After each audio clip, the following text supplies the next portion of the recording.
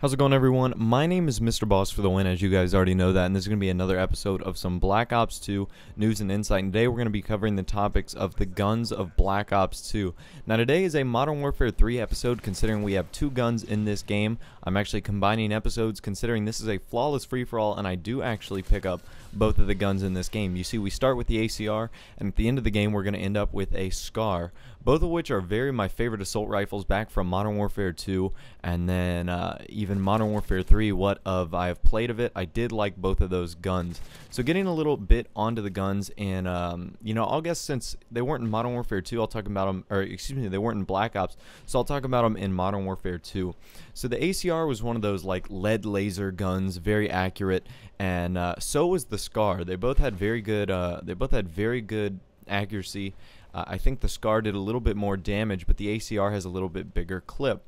So again, you could switch up attachments. I think the SCAR had a little bit better iron sights. However, I did like the fact that the ACR had more rounds. I felt like whenever I'm using the SCAR H or the SCAR L, I'm always dependent on scavenger or using an extended magazine, because I don't think 20 bullets is just enough sometimes. I think you run out of ammo way too quickly in that regard.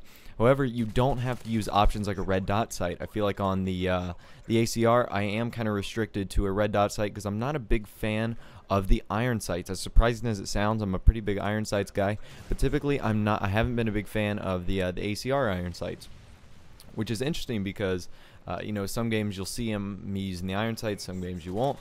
But anyways, so what I like about what I want to see from them in Black Ops 2 of what I've seen so far, I think the SCAR is going to go really well, especially if it has a burst option, considering such a high damage that it does. If you can make it into a 3-round burst, you'll be able to save the majority of your ammo pretty easily, because I know I do waste a lot of rounds when I'm spraying around. And you can see I actually do pick up a SCAR right here, and it actually does have the guy who was using it had Scavenger Pro, so I didn't have to really worry about ammunition, which was really nice, because typically you would only start with 60 rounds, which means you can only get 3 reloads in.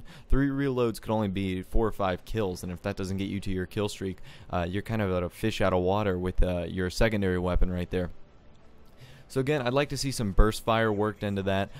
Let's see if that'd be able to conserve some ammo. And one thing I think that would work really well with the ACR is going to be the target finder. We've seen this on the multiplayer trailer and the live stream, because the target finder does add a little bit of recoil to your gun. I think the ACR is going to be one of those premier guns that you could use with the target finder, just because it does add a bit more recoil. But a bit more recoil to the ACR is simply just like saying a normal gun with a normal amount of recoil. So interesting. Yeah, like I said, it's going to be interesting to see how these guns play out. I think the SCAR is going to be one of those guns that works really well with the burst. I think the ACR is going to be a gun that works really well with the target finder.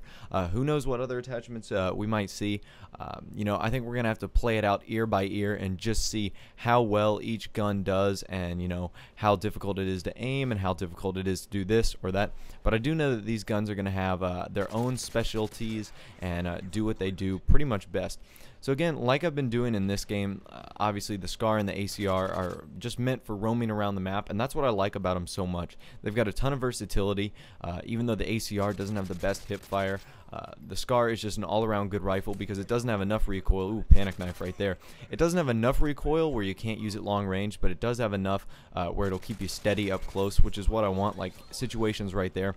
And it allowed me to get my kill streaks twice in a row, and honestly, that was really the end of the game right there. Alright guys, so hopefully you have enjoyed this video of the guns of Black Ops 2. Leave a like down below. Ooh, I did die. Never mind. I went 30-1. Oh, my bad.